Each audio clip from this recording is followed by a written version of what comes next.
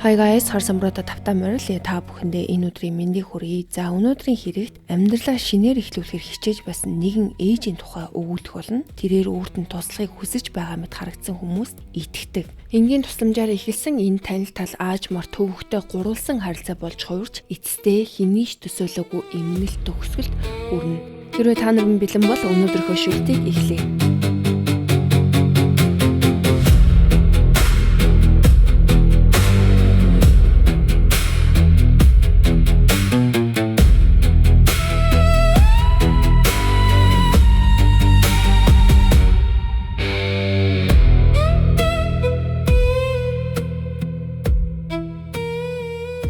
Мэри 1974 оны 10 сарын 7-нд Филиппин улсад ганц бие ихээс зурсан бага насндаа Америк 90 асрамжинд орж түүний бусад хүүхдүүдийн хамт Америкийн нэгдсэн улсад өссөн. Тэнд Мэри асран хүмүүжүүлэгчийнхээ охин Эстатай маш дутан болдог. Тэд бие биенээ төрсөн игч дүүс мэт мэдэрдэг, найзуудын харилцаатай болдог. Гэхдээ хэдэн жилийн дараа тэднийг өсгөж байсан эрэгтэй нэг нууцыг дийлэдэг. Тэр хүн бол зөвхөн Эстагийн аав биш, Мэригийн төрсөн эцэг нэсэн. Өөрөөр хэлбэл Мэри болон Эста хоёр үнэхээр төрсөн эгч дүүс байсан гэсэн үг. За яагаад энэ үннийг олон жилийн турш нууцлсан нь тодорхойгүй үлдсэн ч охид бол энэ мэдээг маш баяртайгаар хүлээн авдаг. Тэдний олон жилийн турш дотроо мэдэрч явсан тэр холбоо зүгээр нэг төсөөлөл биш, бодит үнэн байсныг мэдсэн нь тэднийг бүрч ойртуулдаг. Насан туршийнхаа дараа Мэри болон Эста хоёр хамт амьдрахаар шийдэж караоке бааны ард байрлах нэгэн орон сууцанд нүүж ордог. За энэ нь тэдний хувьд бол төгс сонголт. Ялангуяа Мэри караокед туйлын дуртай нэгэн байсан. Игч дүүс хоёр бол удалгүй тэр газрын байнгын үйлчлүүлэгч болсон. Тэд орой бүр хамтдаа дуулж, инээж цагийг өнгөрөөдөг байсан. Амьдралынхаа нандин дурсамжуудыг олонхийг тэнд бүтээсэн. Эстагийн дурснаар Мэри бол хүмүүсийг өөртөө татдаг, төрөлхийн соронзон мэт хүн байсан. Түүний нэг онцлог нь бол бусдаас үргэлж сайн сайхныг нь анзаарч түүнийг нь хилж өгдөг байсан. Хүмүүсийг магтаж урам өгдөг тийм төрлийн хүн. Тиймээс ч хүмүүс бол түүний ирч хүч, зан чанарт татагддаг байсан. Түүний сэтгэл татам байдалд автсан хүмүүсийн нэг нь бол Джеф Карлсон. За удалгүй Джеф Карлсон хоёр бие биедээ дурлаж гэрэлдэг. Тэд Парис нэртэй охинтой болсон. Энэ үеэр Мэри бол эрүүгийн эрх зүйн чиглэлээр коллежид суралцаж байсан. Сургуулаа төгсөөд Колорадо мужид хоригдол бүртгэх ажилтнаар ажилд орсон. Түүнд нэг өдөр холбооны мөрдөх товчоо буюу FBI-д ажиллах мөрөөдөлч гэсэн байсан. Гэхдээ Мэрид бол насан туршид нь дагалдсан нэг том асуудал байсан. Сэтгцийн эрүүл мэндийн хүндрэл. Тэр олон жилийн турш сэтгэл зүйн асуудалтай тэмцэж ирсэн бөгөөд эцэст нь хоёр туйлд эмгэг гэсэн оншийг авсан. За энэ нь бол зарим талаараа тайвшрал авчирсан ч гэсэн амьдралдаа тогтвортой байдал бий болгохыг нь бол улам хэцүү болгосон. Хэдийгээр Мэри бүх хүчээрээ хичээж байсан ч гэсэн сэтгцийн байдал нь өөрийгөө тогтвортой авч явахад хүндрэл учруулсаар байсан. Эцэст нь энэ нь Джефтэй байгуулсан гэрлэлтэнд нь нөлөөлж тэд салдаг. Гэхдээ тэд муудаж салсан биш, харилцан ойлголцлын үндсэн дээр хамтын шийдвэр гаргасан. Тэдний хооронд үс хонзон гомдол байгаагүй. Охин Парисийнхаа төлөөд бие биедээ хүндэтгэлтэй хандсаар үлддэг. Эхэндээ Парис ээжийнхээ асрамжинд байсан ч хэсэг хугацааны дараа Мэри охиноо өсгөхөд Джеф илүү тогтвортой орчин бүрдүүлж чадна гэж үзээд асрамжийг түүн шилжүүлэхийг зөвшөөрсөн. Энэ шийдвэрийг бол гаргах амаргүй байсан ойлгомжтой. Гэхдээ Мэри өөрийн хүсэл биш, охиныхоо сайн сайхныг өөрөөсөө илүү тавьж энэ шийдвэрийг гаргасан. Тухайн үед Мэри бол нэг газар удаан тогтож чаддаггүй. Амьдралаа тогтвортой болгохын төлөө тэмцэж байсан бол Джеф Парис хэрэгтэй байсан тэр тогтвортой орчныг бүрдүүлж чадаж байсан. Гэхдээ Мэри бол охиныхоо амьдралаас тэр чигтээ алга болоогүй. Тэр Паристай байнга холбоотой байж, боломж гарвал очиж уулздаг, уцаар тогтмол ярьдаг байсан. Мэдээж энэ хооронд бол өөрийн сэтгцийн эрүүл мэндийг сайжруулж, амьдралаа зэгцлэхээр хичээсээр л байсан. Энэ зорилгынхаа хүрээнд тэр Флорида мужийн Форт Walton Beach хот руу нүүсэн. За Emerald Coast бүсэд байрладаг энэ газар нь бол байгалийн үзэсгэлэнтэй орчинтой бөгөөд шинэ амьдрал эхлүүлэхэд тохиромжтой санагддаг. Тэнд очиод Мэри орон нутгийн сүмийн дотор байрладаг нэгэн кофе шопт ажил ордог. Ингэснээрээ Мэри сүмийн үйл ажиллагаанд оролцож эхлээд за удалгүй сүмийг удирддаг хүмүүс болох пастор Джеймс болон түүний эхнэр Таня нартай танилцдаг. Джеймс Фландерсон энгийн атлаа уран зориг өгдөг номлолууд дулаан зан чанараараа танигдсан хүн. Тэр номлолуудаа YouTube-д байршуулдаг байсан нь сүмийн хүрээг улам тэлж олон шинэ хүнийг татахад тусалсан. Харин Таня бол эмэгтэйчүүдийн үйл ажиллагааг хариуцдаг байсан. Орон нутагтаа тусархуу өгөөмөр хүн гэсэн нэр хүндтэй байсан. Мари бол сүмтэй ойртож ихэлсний дараа Джеймс Таня хоёр түүнд өөрсдийн алдартай өгөөмөр зангаа харуулж эхэлдэг. Эхэндээ тэд түүний зарим төлбөрийг төлж өгдөг байсан бол 2009 оны 10 сард Мари тэдний Walton Beach дахь гэрт нүүж орсон. За ингээд эдний гэр бүл Марийг амьдралдаа асран хамгаалсан 3 дахь гэр бүл нь болдог. За мэдээж эхнийх нь бол Маригийн төрсэн эцгийн гэр бүл, хоёр дахь нь бол Алис Барбер гэх эмэгтэй байсан. За түүнийг бол их хөвчлэн Кей гэж дууддаг байсан. Марийг 18 настай амьдралынхаа хамгийн хүнд үед өөр дээрээ авч байсан хүн.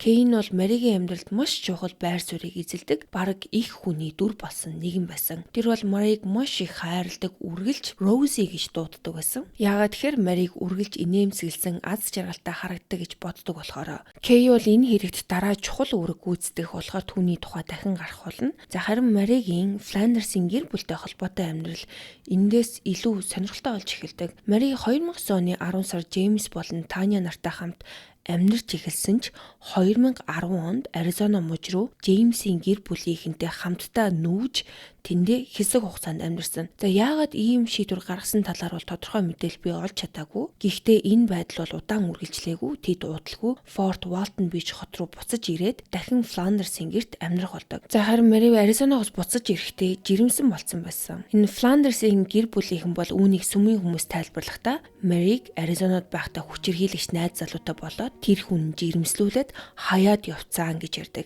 Дээрээс нь Мари бол энэ жирэмслэлтийг зогсоох гэж байхад нь Джеймс болон Таны хоёр сайн хүн болохоро үрчилж авахар болсон гэж хүмүүс тайлбарсан. Гэхдээ Танягийн хамгийн ойрын найзууд бол огт өөр түүхийг сонсч исэн. Тэдэнд маш нууц байдлаар Мари бол үнэндээ Фландерсын гэр бүлийн өмнөөс тээгч их болж байгаа гэж хэлсэн. Яагаад тэгэхээр Джеймс Таня хоёр олон удаагийн зулбалт туулсан, өргүүдлийн асуудалтай өөрсдийн хүүхэдтэй болохыг маш их хүсдэг байсан. Тиймээс Мари тэдэнд туслахаар зөвшөөрсөн гэх мэдээлэл найз нөхдийн хүрээнд тархсан байна. Эхэндээ найз нөхөдөө бол IVF буюу хиймэл үр тогтоох эмчилгээний үнэ нь өндөр үнэтэй байсан болохоор энээс зайлсхийхийн тулд өөр аргаар зохицуулсан гэж тайлбарласан. За энэ арга нь ямар арга байсан гэхээр Turkey Baster гэж нэрлэдэг юм. Цацагт хэрүүлийг болгохдоо шүүсийг нь сороод дээрээс нь амт оруулах зорилгоор буцааж асгах зориулалттай эрзийн бөмбөлөгтэй урт хуванцар хэрэгсэл байдаг. За би энэ зураг юм уу видеог нь тавина. За эрэгтэй хүн үрийн шингэнээ гаргаад энэ хуванцар савн дотор хийгээд тэрийг нь эмэгтэй хүн өөрийнхөө эргэтэнлүү хийдэг гэсэн үг. За ингэж жирэмсэн болох аргыг Turkey Baster гэж нэрлэдэг байгаа юм. Ийм ярьсан дуучлаараа гэхдээ ийм зүйл бол маш их байдаг учраас би та нартай тайлбарлаж өгч байгаа шүү. Дараагийн хэрүүтэр ч гэсэн бас гарах бах. Яагаад тэгэхээр ийм тохиолдол маш илбэг байдаг. Эхэндээ найз нартай ингэж тайлбарлаж байсан ч гэсэн удгүй энэ түүхч гэсэн өөрчлөгддөг. Хожим нь тэдгээр найзуудад Джеймс Мари хоёр үнэндээ бэлгийн харьцаанд ороод жирэмслэлт байгалийн аргаар болсон гэж хэлдэг. Таняч гэсэн үүнийг бүрэн зөвшөөрсөн гэх мэдээллийг тараасан сүмийн өөр нэг ойрын хүнээс сонссноор бол Мари хүүхдээ төрүүлсний дараа 3 сарын турш үлдэж хүүхдээ хөхүүлээд дараа нь бүр мөсөн явхаар тохиролцоон гэж хэлдэг. Өөрөөр хэлбэл Мари өөрт нь тусалж дэмжсэн Фландерсын гэр бүлд хүүхдээ бэлэглэж байгаа юм шиг ойлголтыг олон хүнд төрүүлсэн. Гэхдээ эдгээр түүхэдийн ихэнх нь бол үнэн байгаагүй. Үнэн байсан зүйл гэвэл Мари бол үнэхээр жирэмсэн байсан. Хүүхдийн эцэг нь Джеймс байсан. Жирэмслэлт байгалийн аргаар болсон. Харин энэ үннийг олон нийтэд мэдгэдгийг тэд хүсээгүй нь ойлгомжтой. Яагаад тэгэхээр гэрэлсэн пастор өөр нэг эмэгтэйтэй бэлгийн харьцаанд орсон гэдгийг сүмийнхэн хэрхэн хүлээж авах нь тодорхой. Ингээд олон янзын тайлбар тархаж байсан ч гэсэн хүмүүсийн дийлэнх нь энэ бүхнийг бол харилцан зөвшөлдсөн бүгд сэтгэл хангалуун байсан зохицуулалт гэж ойлгож байсан. Тэд Марийг хүүхдээ болж чаддаггүй Фландерсын гэр бүлд туслахаар сайн дураараа зөвшөөрсөн гэж бодож байсан нь. Харин хүүхэд төрснөөс хойш 3 сарын дараа бүх зүйл өөрчлөгддөг. Грейс нэртэй охин төрсний дараа 2011 оны 10 сарын 9-нд Маригийн амьдрал дах цөөн хідэн хүнд нэг групп мессеж очдог. Тэр мессежинд Мари олон жилийн турш хийхийг хүсэж байсан зүйлээ эцэст нь хийхээр явсан тухайга бичдэг. Тэр хэлэхдээ за би өчтөр Fort Walton Бичээс явсан маш удаан хугацаанд хийхийг хүсэж байсан нэг зүйл байгаа. Үүнийг хийхэд яг одооноос илүү тохиромжтой цаг гэж байхгүй. Би юу төлөвлөж байгаагаа, явах гэж байгаагаа та нарт хэлээгүй. Яагаад тэгэхээр та нар намайг болиулахыг оролдох байсан бах. Та бүхэндээ хайртай бас талархаж явдгаа гэсэн мессежийг түүний ах дүүс Кей болон хуучин нөхөр Jeff, James, Tanya болон амьдралд нь өөр байсан цөөн хэдэн хүн хүлээж авсан. Гэхдээ Марийг хамгийн сайн мэддэг хүмүүс тэр даруй таагүй мэдрэмж төрснөө хэлдэг. Ялангуяа түүний эгч Эстад энэ мессеж бол огт Маригийн бичдэг хэв маяг шиг санагдаагүй. Зөвхөн бичлэгийн өвгөн аяс нь биш, хинд ч хэлэлгүй алгуулж ганцхан мессеж үлдээнэ гэдэг өөрөө Маригийн зан чанар бол байгаагүй. Тэдний хамгийн ойлгоогүй зүйл нь бол Паристагаа ярилцлагүй явсан явдал байсан. Мари бол охиндоо маш их хартай байсан учраас ийм зүйл хийхгүй гэж бүгд бодож байсан. Мессеж авсан хүмүүсийн зарим нь хариу бичсэн ч тэдэнд дахиж ямар ч хариу ирээгүй. Харин Кей хамгийн сүүлд төрсөн Грейс охины талаар асуудаг.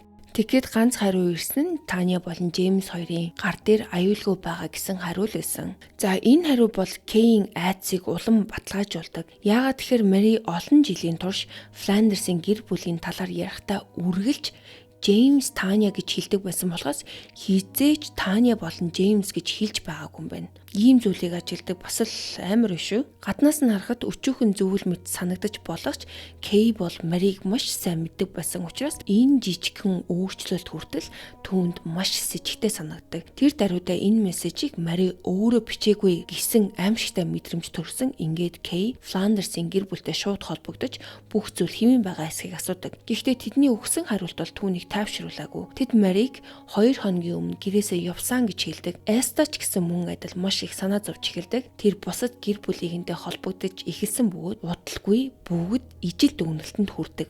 За мэдээж Парисын аав Jeff хүртэл маш их түгшиж байсан. Тэд бүгд Мари ийм байдлаар гинт алга болох хүн бишээ гэдгийг хамгийн сайн мэдчихсэн. Тэр Паристагаа заавал ярьж хаашаа явж байгаа хэлэх байсан. Мөн ийм учир бүтээлэг мессеж илгээчэд бүрэн холбоо тасран гэдэг бол түүний зан чанар бол байгаагүй. Тиймээс Jeff албан ёсоор сургаггүй болсон тухай мэдгэлгүй шийддэг. 2011 оны 10 сарын 24-нд тэрээр Okaloosa County-гийн шерифийн оффист хандаж Марийг сургаггүй болсон тухай мэдүүлсэн. Түүний гайхсан зүйл нь бол цагдаа нар энэ хэрийг бол шууд нухацтайгаар авч үзсэн. Яагаад тэгэхээр Мари насанд хүрсэн хүн байсан болохоор хүсвэл хаашаа ч явж болох эрхтэй байсан. Jeff ч гэсэн үннийг нуугаагүй. Тэр Мари заримдаа хэдэн 7 хоногоор алга болдог байсан гэж хэлсэн ч Париста ярилцахгүйгээр хизээч явж байгаагүй. Мөн ингэж бүрэн холбоо тасалж байгаагүй гэдгийг онцолдог. Гэхдээ мөрдөгчд ч гэсэн нөхцөл байдал бол ердийн зөвүүл биш гэдэгтээ санал нийлдэг. Хэрэг дээр ажилласан мөрдөгчдийн нэг нь за тухайн үедээ бол дөнгөж хүүхэд төрүүлсэн шин ээж байсан. Тэр бол анханасаа хэрэг дээр ажиллаагүй ч гэсэн дараа нь энэ хэргийн багт нэгдэж хэргийг шийдвэрлэхэд маш чухал үүрэг гүйцэтгэдэг. Тэр өөрөө шин төрсэн хүүхэдтэй байсан учраас нэраа хүүхдээ орхиод гинэт алга болно гэдэгт огт итгээгүй гэж хожим хэлдэг. Ингээд мөрдөн шалгах ажиллагаа эхэлсэн. Тун удалгүй мөрдөгчд Мари болон Фландерсын гэр бүлийн хоорондын юр бусын харилцааны талаар мэдэж авдаг. Эста мөрдөгчдөд эгчийнхаа гэрлэлтэд цуцлуулсан тухай, ажлаа алдсан тухай, улмаар Флоридад Джеймс болон Таня хоёртой хамт амьдарч эхэлсэн тухай бүгдийг ярьсан. Тэр жирэмсний талаар бол нэг их зүйл мэддэггүй байсан. Яагаад тэгэхээр Мари хувийн асуудлаа ухаж асуух дургүйг мэддэг байсан болохоор Эста хит их зүйл асуугаагүй. Тэр эгчигээ бэлэн болсон үедээ өөрөө бүхнийг ярих байхаа гэж бодож байсан ч Мари алга болсноор боломж хизээч олдоогүй. Тиймээс тухайн үед Эста бол хүүхдийн эцэг нь бол хэн болохыг ч мэдээгүй байсан. Харин мөрдөгчдийн хамгийн түрүүнд олж тогтоохыг хүссэн зүйлсийн нэг нь яг энэ байсан. Ингээд мөрдөн шалгах ажиллагааны эхний шатанд тэд Фландерсын гэрт очихоор шийддэг. 2011 оны 10 сарын 27-нд Джеймс ирэх баригчдад цорын ганц албан ёсны мэдүүлэг өгсөн. Тэрээр Мари хэрхэн тэдний амьдралд орж ирсэн тухай ярьсан ч энэ хэсгийг мөрдөгчд аль хэдийнэ мэдэж байсан болохоор анхаарал жирэмсний асуудал руу шилждэг. Джеймсийн хэлснээр бол гуруула ярилцсны эцэст ямар нэг шалтгаанаар Мари тэдний хүүхдийг тээж өгөхөөр зөвшөөрсөн гэж хэлдэг. Мөнгөний асуудалтай байсан учраас үнэтэй IVF эмчилгээний оронд байгалийн аргыг сонгосон гэж мэдүүлсэн. Түүний ярьснаар Мари Аризонад амьдарч байх үед өөрөө болон Таня хоёр түүн дээр очоод тэр үед Джеймс, Мари хоёр бэлгийн харьцаанд орсон. Джеймсийн хэлснээр Таня бол бүхнийг мэдэж байсан гэдгийг бүрэн зөвшөөрсөн. Тэр мөн тэд ердөө ганцхан удаа бэлгийн харьцаанд орсон. За тэр ганц удаагийн харьцаанаас Мари жирэмсэн болсон гэж мэдүүлсэн. Жирэмсэн болсны дараа тэд Марийг Флорида руу буцааж авчирч өөрсдөө хамт амьдруулдаг. Дараагийн хэдэн сар Мари тэдэнтэй хамт Флоридад амьдарсан бөгөөд сүмийнхэн бол жирэмсний талаар янз бүрийн хувилбар сонссоор байсан.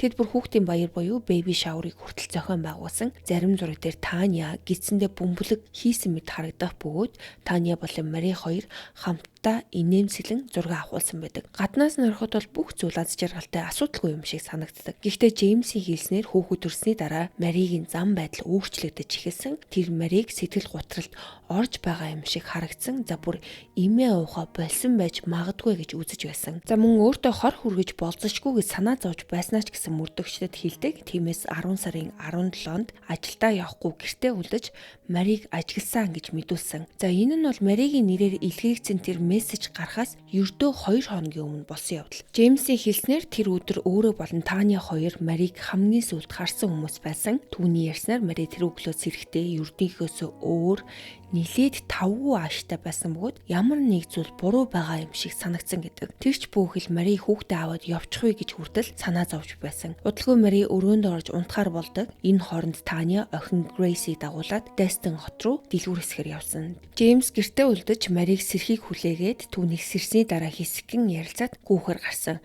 Харин буцаж ирэхэд бол Мари гэртээ байгаагүй. Түүний унаж явдаг цагаан өнгийн Mazda машин ч гэсэн алга болсон байсан. Мөн Джеймс Таня хоёрын хэлснээр Мари чимнана бэлдсэн байсан ч гэсэн авч явсан шинж байгаагүй гэж. 2 хоногийн дараа буюу 10 сарын 19-нд Маригийн нэрээр илгээгдсэн нууцлаг мессеж ирсэн. Тэдний мэдүүлснээр үүний дараа хэд хоног хүлээсний эцэст 10 сарын 21-нд өөрсдөө машинаар 90 хаагаар гарсан. Марийг олж чадаагүй ч гэсэн ойролцоох нисэх буудлын урт хугацааны зогсоолоос түүний машиныг олсон гэж мэдүүлсэн.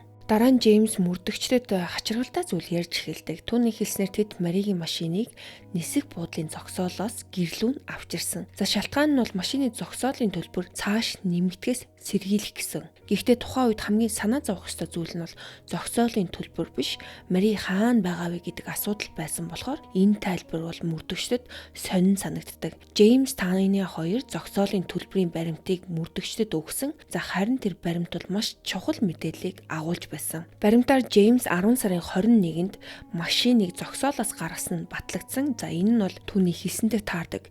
Гэхдээ мөн тэр баримтаар Маригийн машин 10 сарын 18-нд нисэх буудлын зогсоолд орсон нь тодорхой болдог. Энэ нь хачиргалтай. Яагаад тэгэхээр Джеймс Таня хоёр бол Марийг хамгийн сүүлд 10 сарын 17-нд харсан гэж мэдүүлсэн. Тэгвэл тэр гэрээс гарсан гих 10 сарын 7-оос машин нь нисэх буудалд орсон 10 сарын 18 хүртэл Мари хаана байсан юм бэ гэдэг асуудал. Энэ асуултын харийг мөрдөгчд бол тухайн үедээ олж чадаагүй. Гэхдээ нэг зүйл тодорхой байсан. Мари онгоцонд суугаагүй. Яагаад тэгэхээр түүний нэр дээр нислэгийн тасалбар авсан ямар ч бүртгэл байгаагүй. Ингэснээрээ мөрдөгчдөд 2 боломж үлддэг. За нэгт бол Мари өөрөө машиныг нисэх буудалд орхиод хүмүүсийг төөрөөдүүлэх гэж оролцсон байж болно. Эсвэл за өөр хэн нэгэн яг ийм зорилгоор машиныг тэнд аваацсан гэсэн үг. Мэдээж дараагийн алхам нь бол зогсоолын хамгааллын камерыг шалгах явдал. Хэрвээ камер ажиллаж байсан бол машиныг хэн жолоодож ирснийг харах боломжтой. Гэхдээ мэдээж камер нь ажилдаггүй байж таараа. Тиймээс машиныг хэн жолоодож ирснийг шууд тогтоох боломжгүй болдог. Мөрдөгчд зогсоолын тасалбар авах товчлуур дээрээс хурууныхээ илрүүлэх гэж оролцсон ч үр дүн гараагүй. Ингээд бүх зүйл дахин эхний асуулт руугаа буцдаг. Мари хаана байгаа? Түүний машин яаж нисэх буудлын зогсоолд оцсон? Тэр амьд байгаа юу? Мөрдөгчд сүмийн гишүүдээс илүү олон мэдүүлэг авч эхэлсэн. Тэд Мари, Таня болон Джеймс гурвын харилцаа болон жирэмсний талаар хүмүүс ямар түүх сонссныг мэдхийг хүсдэг. Ярилцлагын үеэр сүмийнхэн жирэмсний талаар олон өөр хувилбар сонссон нь ил болдог. Зарим нь бол Аризона дахь хүчирхийлэгч найз залуугаас жирэмсэн болсон гэж сонссон бол зарим нь урьдчилан тохиролцсон тээг чихийн зохицуулалт гэж ойлгож байсан. Гэхдээ үнэнд хамгийн ойр мэдээлэлтэй хүмүүс нь Танягийн дотоод хүрээний найзууд нь. Тэд Танягаас болсон явдлын өөр хувилбарыг сонссон байсан ч мөрдөгчдтэй ярихдаа их зүйл нууж байгаа мэт харагдсан. Энэ нь мөрдөн шалгагчдад бол маш их төв учруулдаг. Яагаад тэгэхээр тэд хүмүүсийг мэддэг бүхнээ шууд хэлгэж хүчээр тулгаж чадахгүй байсан. Тиймээс мөрдөгчд Фландерсийн гэр бүлийг дахин дуудаж зөрүүтэй зүйлсийг тодруулахыг оролдсон. Гэхдээ энэ удаа зөвхөн Таня ярьдаг. Таня мөрдөгчдтэй ярилцахдаа Джеймсийн өмнөх мэдүүлгийг баталж жирэмслэлтийг байгалийн аргаар бий болгосон гэж хэлдэг. Тэр мөн Джеймс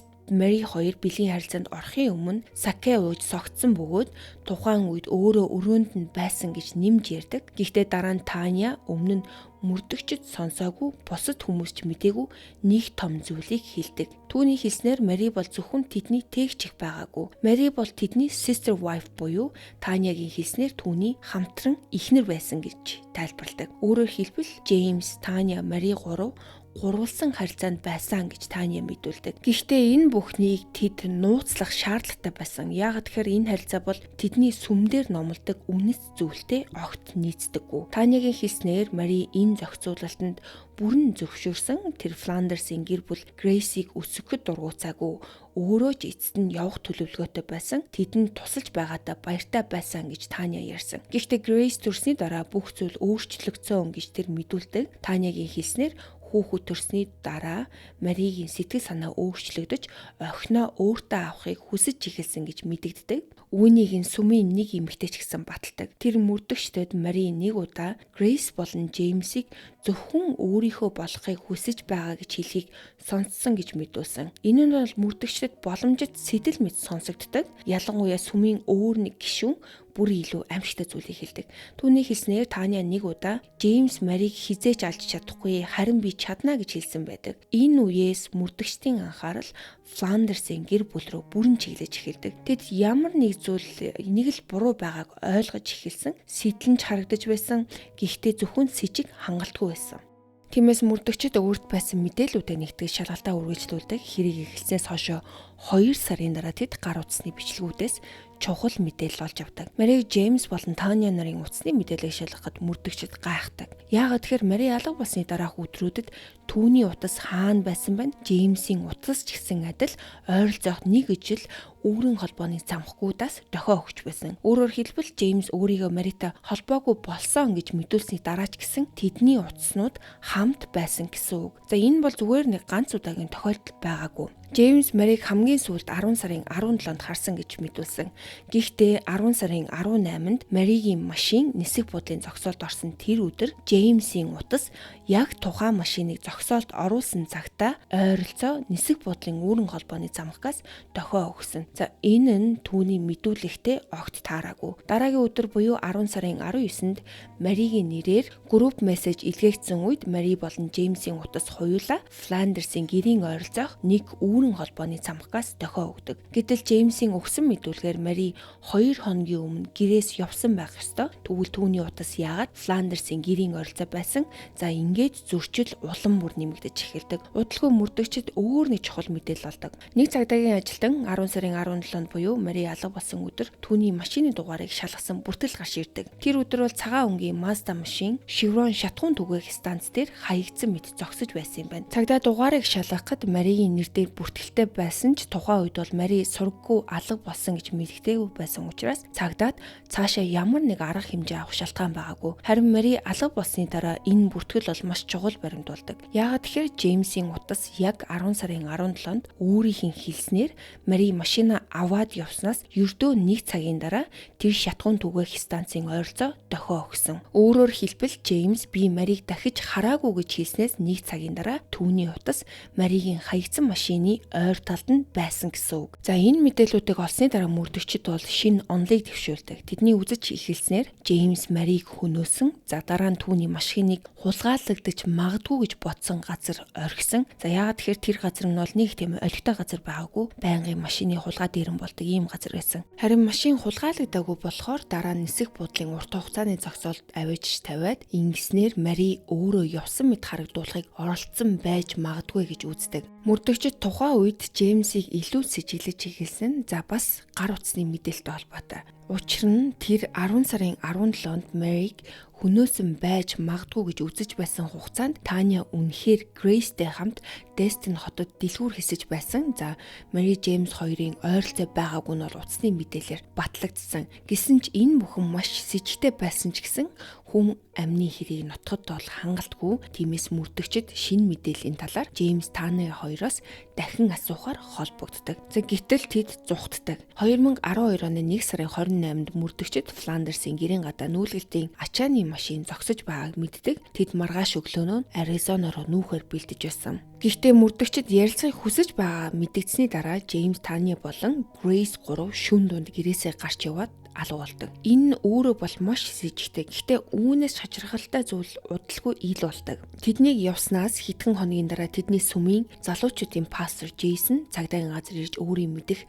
чухал мэдээллийг хэлдэг. Джейсний ярьснаар Джеймс сүмийн өөр нэг гишүүнээс улс орноос гарахт нь туслахыг хүссэн гэдэг. Тэр яагаад явах хэрэгтэй болсон талаар тодорхой хэлээгүй, зөвхөн маш муу зүйл болсон гэж хэлсэн байдаг. Тэр хүн дараа нь мөрдөгчдөд Джеймс өөрийгөө хөнөөж болзошгүй мэт харагдсан болохоор түүнийг 10 хоног сэтгцийн хяналтанд оруулсан гэж мэдүүлсэн. За энэ бүхэн мөрдөгчд Маригийн талаар бол асууж эхэлснээс хэдхэн хоногийн дараа болсон нь онцгой анхаарлыг нь татдаг. Залуучуудын пастор Джейсон бас Джеймс болон Таны хоёр зугтахаас өмнө сүмдэр нэг уулзалт болсон талаар ярьдаг. Тэр уулзалтын үеэр сэтгэл түгшээсэн хит хитэн зүйл ил болдог. Джеймс өөрөө Марийг зөвхөн тээгч их биш, түүнд илүү гүн холбоотой байсан гэдгийг хүлээн зөвшөөрсөн. За мөн тэр Мари болон Таны хоёртой олон их нэртэй мэд харилцаанд байсан гэдгээ хэлдэг. Түүнчлэн Мари алга болсон өдөр өөрөө болон Мари хоёрын хооронд ямар нэгэн маргаан болсон гэж ярьдаг.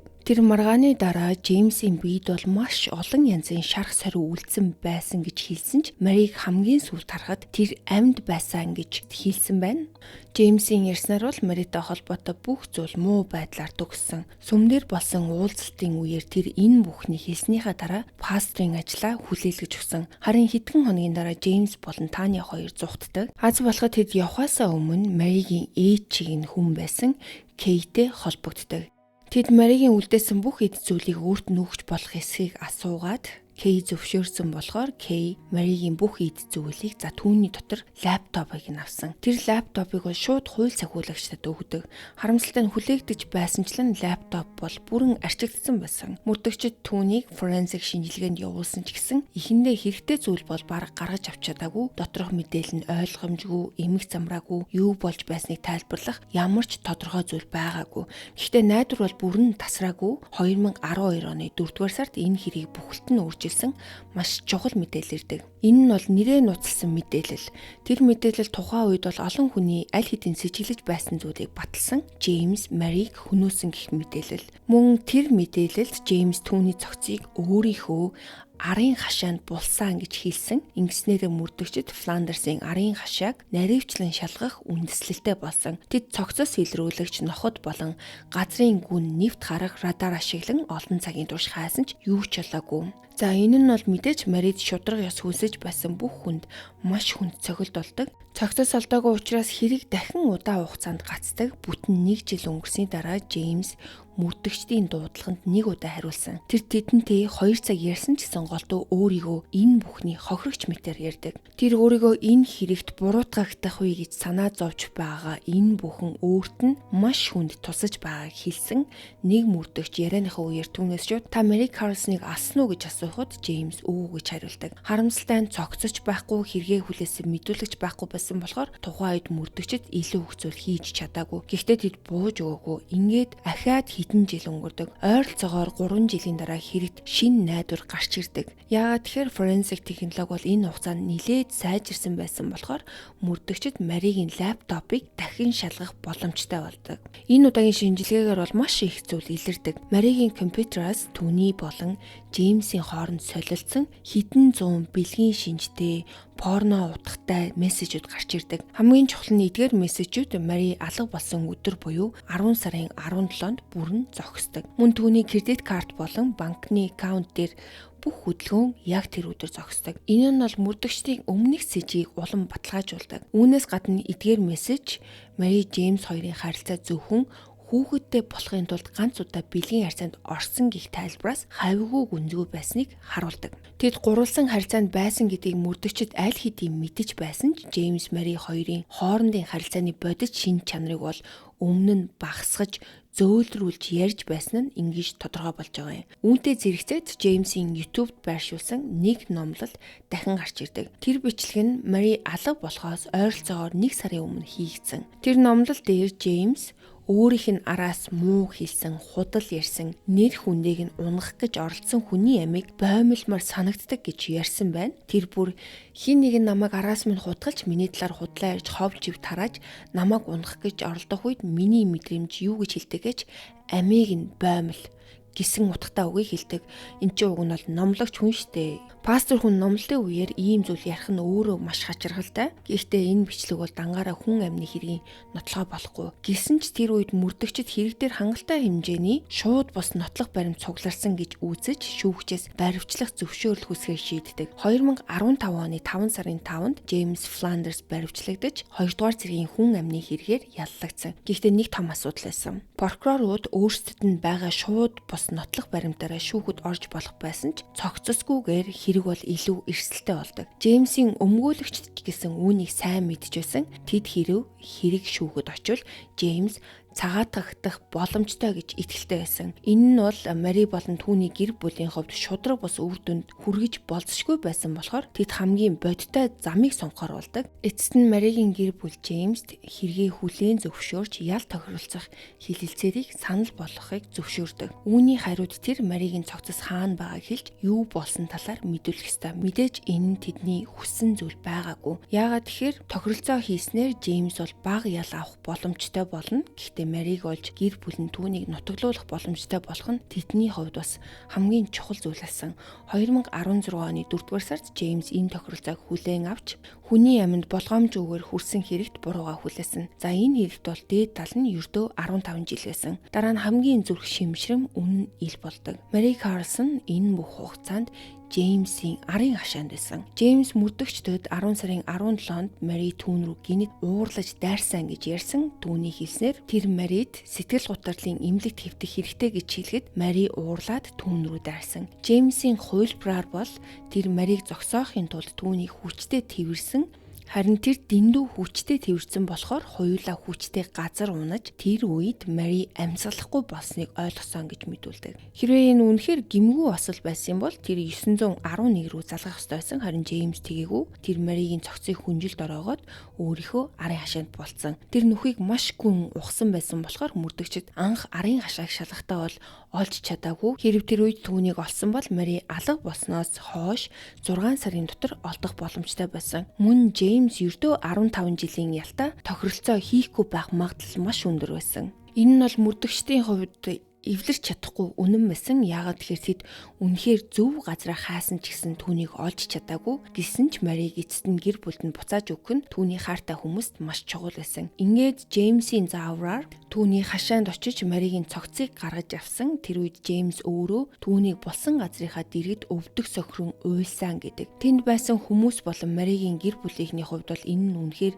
жүжигчилсэн, доромжилсан юм шиг санагдсан гэдэг. Джеймс одоо ч 15 жилийн ялаа идэлж байгаа боловч суllагдах хугацаа нь ойртож байгаа. Зарим мэдээлэлээр бол тэр 2029 онд суllагдаж магадгүй гэж бичигдсэн байдаг. Танягийн хувьд бол түүнд Маригийн үхэлтэй шууд холбоотой нотлох хангалттай баримт хийсэж олдоогүй. Мөрдөгчд Танягийн талаар с ิจ гтэй зүйл олон байсан гэж үздэгч хэрэгт холбогдуулахад шаардлагатай нотлохоо байгаагүй. Тиймээс түүнийг хизээж албан ёсоор буруутгах чадаагүй. Өнөөдрийг хүртэл Таня Маригийн төрүүлсэн Грейс охиныг өсгөж байгаа бөгөөд Джеймсийн гэр бүлч хүүхдийг өсгөхөд тусалдаг байна. Маригийн гэр бүлийн хувьд бол энэ нь маш хүнд зүйл. Яагаад тэгэхээр Мари амьд байсан бол охиноо өөрөө өсгөж амьдрал нь оролцох ёстой байсан. Маригийн эгч Грейсийг өөр дээрээ авч асран халамжлахыг хүссэн өргөдөл олон удаа гаргасан ч шүүхээс удаа дараалан татгалзан хариу авсан. Грейстэй утсаар ярьж хаяа уулзах эрхтэй ч гэсэн үүнээс цааш асран хамгаалах эрх авч чадаагүй. За энэ хэрэг бол эцэстээ маш хүнд шудраг бус мэд төгсдөг. Мөрдөгчд хэрийг орхилгүй ажиллаагүй бол Джеймс огт хариуцлага хүлээхгүй үлдэгч боломжтой байсан. Гэхдээ авсан ял нь Маригийн амьдралыг булаасантай харьцуулахад дэндүү бага. Миний хувьд хохирогчийн хүүхдийг алуурчны гэр бүлийнхэнд өгч өсгүүлнэ гэдэг бол хамгийн харгас зүйл шиг санагдсан. Заримдаа би бол энэ шүүхийн тогтолцоо шийдвэрийг үнэндээ ойлгодоггүй. Харин та нар минь энэ хэргийн талаар юу гэж бодож байна? Өөрсдийн шүүлтийг хийж дүгнэлтээ хийгээрэй. Ингээд өнөөдрийнхөө дугаарыг эхнээс нь дуустал нь сонсон та нартай баярлалаа. Дараагийнхаа дугаараар уулзлаа. Баяр та.